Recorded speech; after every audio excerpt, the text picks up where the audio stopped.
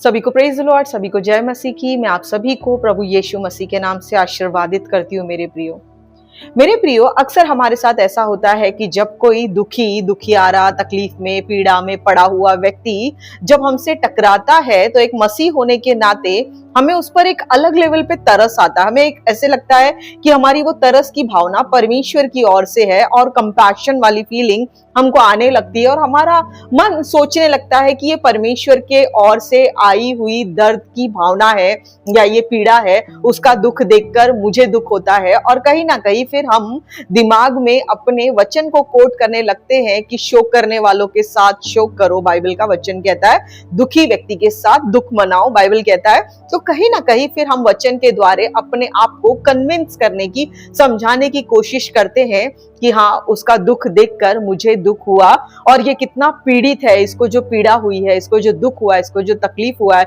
ये उसमें से कैसे निकला होगा। हम कहीं ना कहीं उस पीड़ा को पर्सनली कनेक्ट करने की कोशिश करते हैं और हम अपनी दुख उसको दिखाने के लिए वचन को कोट करते हैं अपने माइंड में।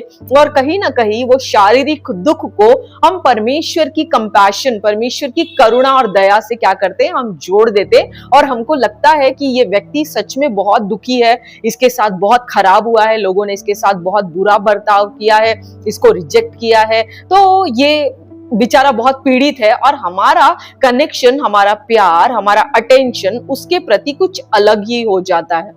लेकिन आइए हम जानते हैं ऐसे व्यक्ति, ऐसे हालात और ऐसे भावनाओं के विषय में बाइबल हमसे क्या कहती है मेरे प्रियो। तो आइए वचन की तरफ चलते हैं। वचन 1 यूहन्ना 4 अध्याय का पहला वचन कहता है, हे मेरे प्रियो, हर एक आत्माओं की प्रतीति विश्वास ना करो, लेकिन हर एक आत्माओं को परखो कि वो परमेश्वर की ओर से है या नहीं। अब आप सोचेंगे कि वो सिचुएशन का इस वचन से क्या कनेक्शन है। मैं समझाती हूं। आज का हमारा यही विषय है कि हे मेरे प्रियो, धोखा नहीं खाओ, लेकिन हर एक आत्मा को परखो। डिसर्नमेंट का आत्मा, डिसर्नमेंट की स्पिरिट, परख का वरदान हमें परमेश्वर के आत्मा की ओर से मिला है और वो हमें कहता है कि हर एक आत्मा, हर एक इंसान, हर एक दुखी और पीड़ित इंसान पर विश्वास मत करो, लेकिन परखो, जांचो कि वो परमेश्वर की ओर से है या नहीं है। जैसे मैंने शुरुआत में ही एग्जाम्पल दिया आपको, जब कोई एक दुखी और एक पीड़ित व्यक्ति आता है, जैसे मैं खास करके इस समय मसीहों से बात करती हूँ, हमारे कलेशिया में ऐसा कोई व्यक्ति आता है जो बहुत दुखी है, बहुत पीड़ित है, उसने अपने को एक स्टोरी बताई है कि हाँ, मुझे प्रीवियस चर्च में कितना खराब एक्सपीरियंस हुआ, वहां के लीडर्स अच्छे नहीं थे या वहां के फेलोज अच्छे नहीं थे या वहां की स्टडी में खामी थी। वो बहुत सारी चीजें बोलकर हमारे पास आते हैं और कहीं ना कहीं हमारे मन में ये भावना जागृत होने लगती है सुनते सुनते ही कि नहीं नहीं, जो इसको चाहिए वो मैं दूंगा, जिस चीज की इसको भूख और प्यास और तलाश है वो मैं इसे दूंगा, जिस चीज के लिए ये तरस रहा है वो मेरे पास है, वो मैं इसे दूंगा, ये टूट कर आया है, इसका मरहम मैं ही बनूंगा। तो जैसे जैसे वो स्टोरी बोलता जाता है, जैसे जैसे वो अपने वर्जन को, अपने तरफ की कहानी को बताते जाता है, तो कहीं ना कहीं हम उसको अपने माइंड में फिक्स करने की कोशिश करते हैं और हम बोलते नहीं, इसके स्टोरी का तो मैं ही हीरो बनूंगा, मैं ही ठीक करूंगा और मैं ही इसको हीलिंग का कारण बनूंगा और इसको हीलिंग में प्रार्थना और दुआओं से दूंगा। हमारे अंदर ऐसी भावना का होना बिल्कुल भी गलत नहीं है, भावना सही है, इमोशन सही है, लेकिन इमोशन अपनी जगह पर और वचन क्या कहता है, हे मेरे प्रियो, हर एक आत्माओं की प्रतीति ना करो, लेकिन परखो कि वो परमेश्वर की ओर से भेजी हुई जरूरतमंद है या नहीं है। Praise the Lord. क्यों वचन हमें कह रहा है आज अंतिम दिनों में हमें ये समझने की बहुत जरूरत है, क्योंकि ऐसे बहुत से लोग आएंगे जो हमारा टाइम वेस्ट करेंगे, बहुत से लोग आएंगे जो हमारा इमोशन इन्वेस्ट करने की कोशिश करेंगे कि हम अपना इमोशन उनके पीछे इन्वेस्ट करें, फिर किधर ना किधर वो हमें फिर से दुखा के चले जाएंगे और हम अपने ट्रॉमा पीरियड में, दुख के पीरियड में रहेंगे और वो टाइम वेस्ट हो जाएगा। उसमें किसी का कुछ नुकसान नहीं, लेकिन जो काम परमेश्वर के, जो समय हमें परमेश्वर के काम में लगाना चाहिए, वो हम दुख, पीड़ा और दिल टूटने के उसमें हम टाइम वो वेस्ट कर देंगे मेरे प्रियो। इसीलिए वचन कहता है कि जरा परखो, आत्मा को को परखो कि वो खुदा बाप की ओर से है या नहीं। Praise the Lord. तो ऐसे लोग आएंगे जो फेथफुल नहीं थे चर्च में, ऐसे लोग आएंगे जिन्होंने पास्टर को या लीडर को या उस कांग्रीगेशन को या उस चर्च के विजन को, जिस चीज के लिए परमेश्वर ने उस चर्च को बसाया है, बनाया है, हर एक कलीसिया का अपना अपना विजन परमेश्वर ने दिया होता है। हर एक व्यक्ति को परमेश्वर ने अलग अलग टारगेट, एक विजन, एक दर्शन दिया होता है। तो क्या उस दर्शन को वो व्यक्ति समझ पाया, या अपना ही रोना धोना लेकर वहां पर गया और उसको उसके टाइप की चीजें नहीं मिली, ना ही उसने अपने आप को उस माहौल में, उस विजन में ढालने की कोशिश की, ना उनके विजन को आदर किया, लेकिन कहीं ना कहीं अपनी बुद्धि से वो चला और एंड ऑफ द डे वो विजन ना समझने के कारण वो संतुष्ट हो नहीं पाया, उसे जवाब नहीं मिले, तो उसने सारे लोगों को, दास को, लीडर्स को, कांग्रीगेशन को क्या किया, बुरा ठहरा दिया। Praise the Lord. तो उस कलीसिया का, उस लीडर का और वहां के कांग्रीगेशन का वो विजन ना समझने के कारण वो व्यक्ति जैसा खाली हाथ गया वैसे ही खाली हाथ आया, क्योंकि ना उसे बदलने में इच्छा थी, ना अपने आप को जीरो करने की इच्छा थी, ना अपने आप को परमेश्वर के हाथों में सौंपने की इच्छा थी, ना टूटने की इच्छा थी, ना बनने की इच्छा थी। वो सिर्फ एक हॉस्पिटल की तरह गया कि मुझे यहां से चंगाई मिलेगी, आजादी मिलेगी, छुटकारा मिलेगा।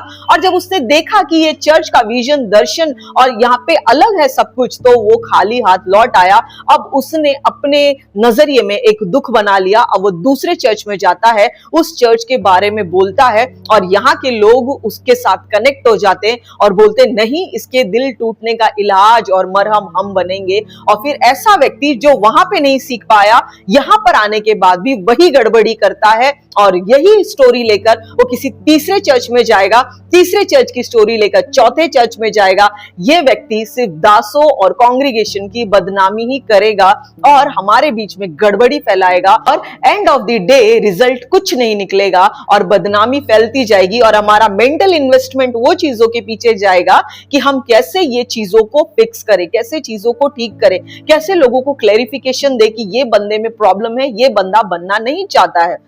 तो बात हम यहाँ पे चर्च कितना अच्छा है, बंदा कितना बुरा है, उसके बारे में बिल्कुल नहीं बात कर रहे हैं। लेकिन जब हम चीजों को पर्सनली लेने लग जाते हैं, जो वचन, जो परमेश्वर की संगति, जो परमेश्वर के कमांडमेंट को पर्सनल लेना चाहिए, हम लोगों के पीछे वो पर्सनल जो इन्वेस्टमेंट है वो लगा देते हैं। Praise the Lord. मैं थोड़े समय पहले एक कार्टून देख रही थी, डी फॉर डम कार्टून था। मुझे अगर वो लिंक मिलता है तो मैं जरूर आप लोग से शेयर करूंगी। बहुत ही ब्यूटीफुल कार्टून था। उसमें क्या दिखा, एक दो कैरेक्टर है, भाई और बहन। एग्जाम्पल के लिए हम उनका नाम ले लेते हैं, माइकल और पिंकी। हाँ, दो लोगों का नाम ले लेते हैं। अब इन दोनों भाई बहन को क्या होता है, टास्क मिलता है, परमेश्वर का दर्शन मिलता है, सुसमाचार मिलता है, वो पूरा वचन से इक्विप्ड हो जाते हैं और अब वो ग्राउंड में निकल जाते हैं काम करने के लिए। दोनों भाई बहन डिसाइड करते हैं, देखो एक लैंडमार्क है, हम लोग शाम तक उस लैंडमार्क पर मिलेंगे, एक तय की हुई जगह पर मिलेंगे। मैं इस दिशा से लोगों को सुसमाचार देके इकट्ठे करके लेके आऊंगा और तुम इस दिशा से लोगों को सुसमाचार देते हुए इकट्ठे कर लेकर आना। शाम को हम एक तय की हुई जगह पर मिलेंगे। Praise the Lord. अब होता क्या है, यहां से भाई निकला, यहां से बहन निकली, यहां से माइकल निकला, यहां से पिंकी निकली।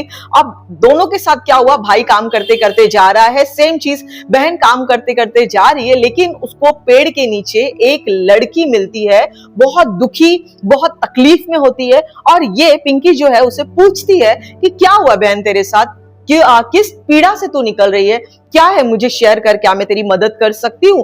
अब वो जो पीड़ित लड़की है इससे, पिंकी से शेयर करती है कि हाँ मुझे बहुत धोखा मिला, मैं अकेली हूँ, कोई मुझे साथ नहीं देता है, मैं प्रभु के पीछे चली लेकिन संगति में मुझे ठेस मिली, वहां के लीडर ने मुझे समझा नहीं, मुझे बनाया नहीं, मुझे छोड़ दिया, अब मैं बेहताश हो गई, अब मुझे प्रभु से भी कोई उम्मीद नहीं है। वो अपने तरफ की स्टोरी सुनाती है और पिंकी कहीं ना कहीं वो बातों को कनेक्ट करती है, उसको लिफ्ट करती है, उसको उठाती है और उसको कहती कोई बात नहीं, परमेश्वर फिर भी आपसे प्यार करते, हम ये दौड़ नए से शुरू करते हैं। पिंकी उस लड़की का हाथ पकड़ती है और दोनों साथ में चलने लगते हैं। जब वो थोड़ा चलते हैं, थोड़ी देर के बाद एक व्यक्ति उनके ऊपर हंसता है, देखो ये पहले ही बिछड़ चुकी थी, प्रभु को छोड़ चुकी थी, अब ये नई आ गई है, अब इसको समझाया, अब ये दोनों चलने लगे, क्या ही और कितना ही दूर तक ये दोनों चल लेंगे। अब पिंकी हंसती है, हाथ पकड़ती है और चलती है, लेकिन वो लड़की इफेक्ट हो जाती है उस बात से कि मुझ पर किसी ने हंसा।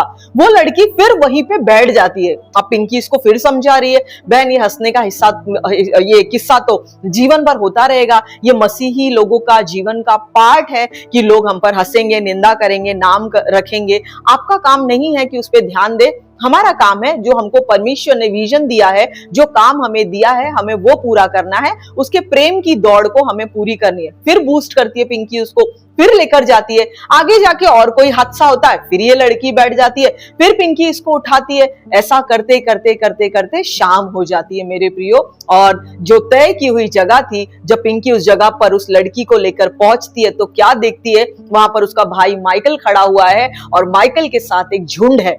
प्रेज द लॉर्ड, ध्यान से सुनना, माइकल तय की हुई जगह पर है और उसके साथ एक झुंड है और वो वहां पे खड़ा है, और पिंकी ये लड़की को अपने कंधे पे टांगे हुए लादे हुए वहां पे पहुंचती है, थकी हारी, और तय की हुई जगह पर दोनों भाई बहन मिलते हैं और भाई पूछता है पिंकी को, इतने ही? तो बोलती हाँ, इसको ही संभालने में समय चला गया। तो माइकल और पिंकी दोनों मिलते हैं, बात करते हैं, और इस स्टोरी से हमें यह सीखने मिलता है मेरे प्रियो, हर एक व्यक्ति परमेश्वर की ओर से दिया हुआ नहीं होता हमारे पास। कुछ व्यक्ति हमारे जीवन में सिर्फ हमारी जर्नी को डिले करने के लिए आते हैं, हमारे काम को टालने के लिए आते हैं कि हमारा समय जो है वो खराब हो जाए। उसको, पिंकी को चाहिए था कि वो उसे समझाती, उसे लेकर चलती और आगे किसी आत्मा की तलाश करती कि किसके हृदय में परमेश्वर के वचन का बीज बोया जाए।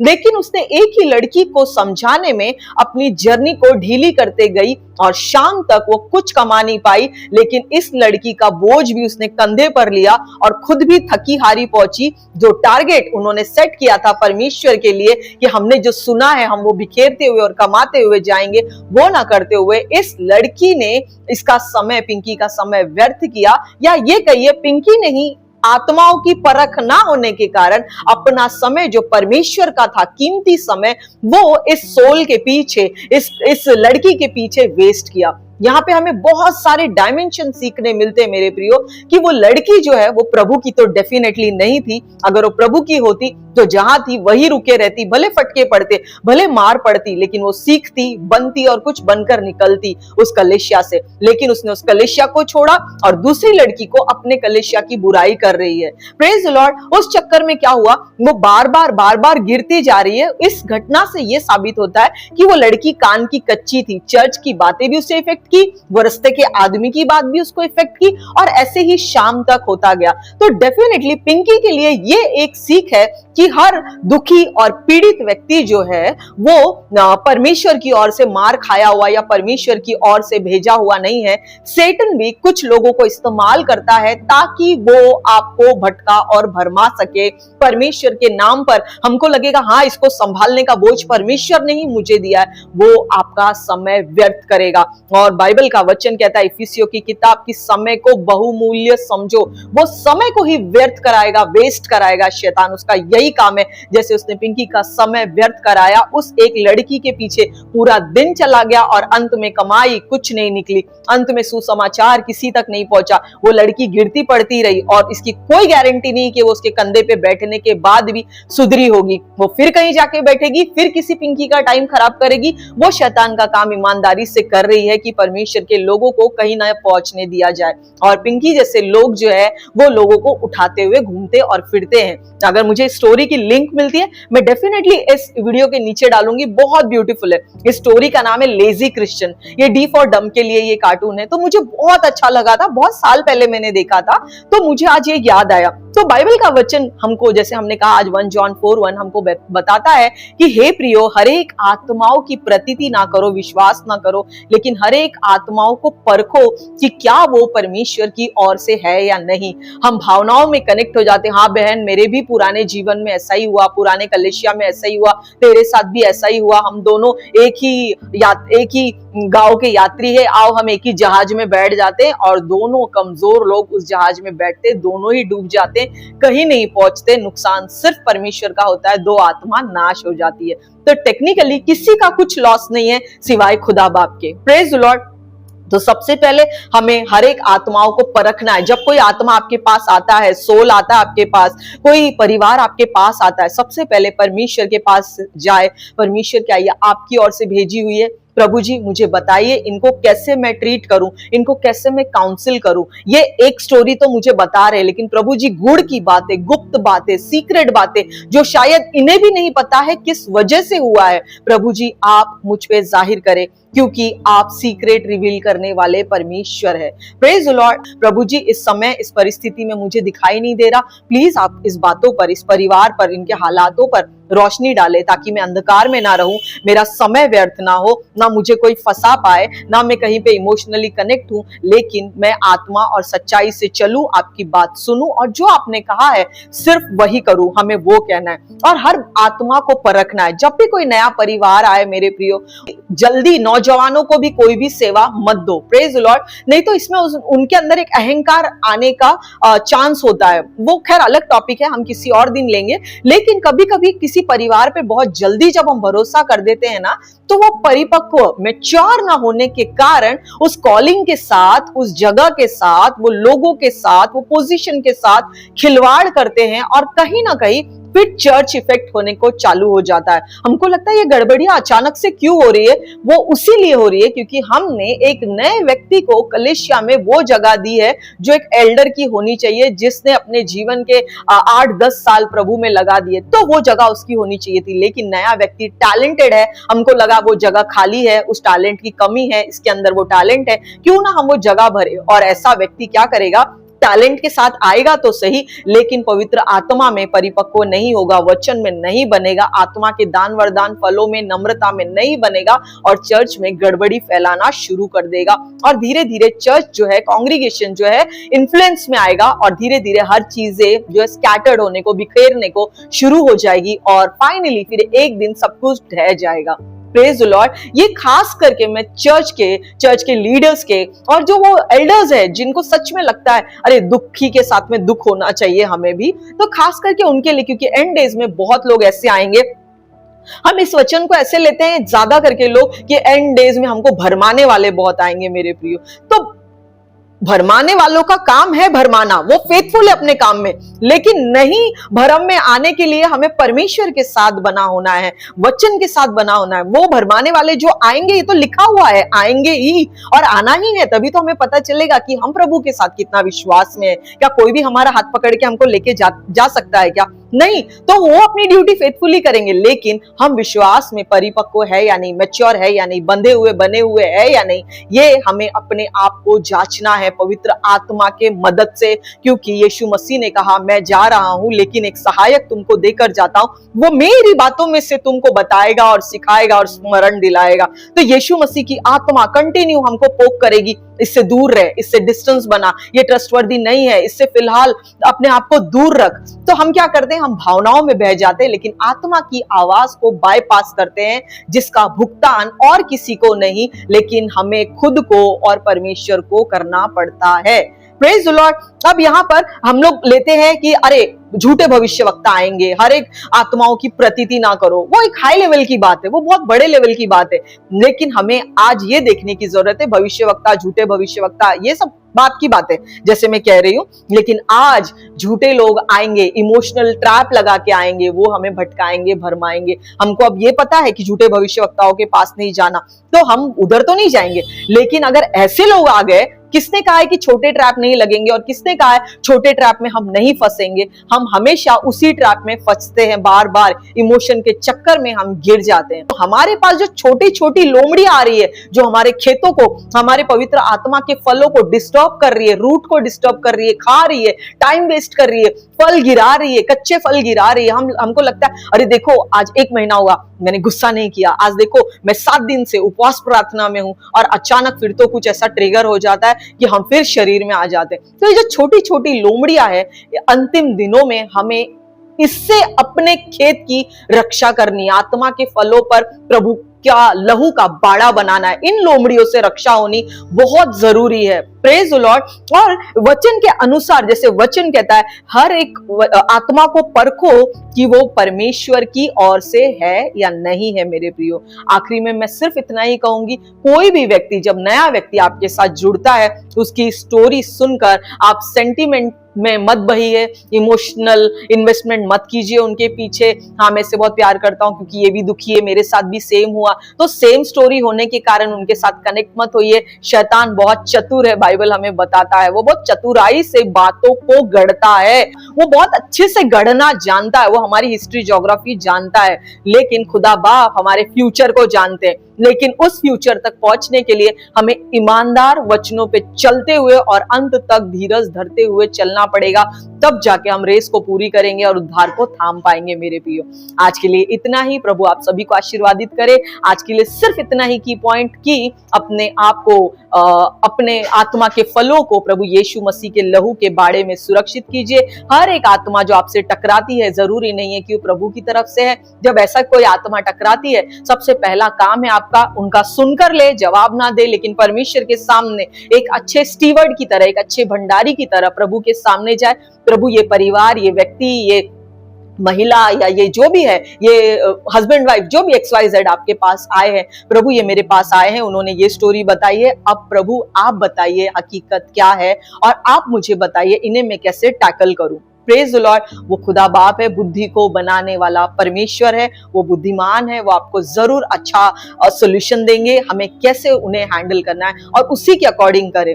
तो जब हम प्रभु के कोर्ट में हर चीजें सौंप देते हैं, तो सुरक्षा की जिम्मेदारी भी प्रभु की ही बनती है। मेरे प्रियो, प्रेज द लॉर्ड। आज के लिए इतना ही। आई होप आपको मैसेज समझा होगा। बाइबल क्या कहता है, प्लीज बाइबल से दोस्ती कीजिए, बाइबल में से हर एक आंसर्स को लेने की कोशिश कीजिए।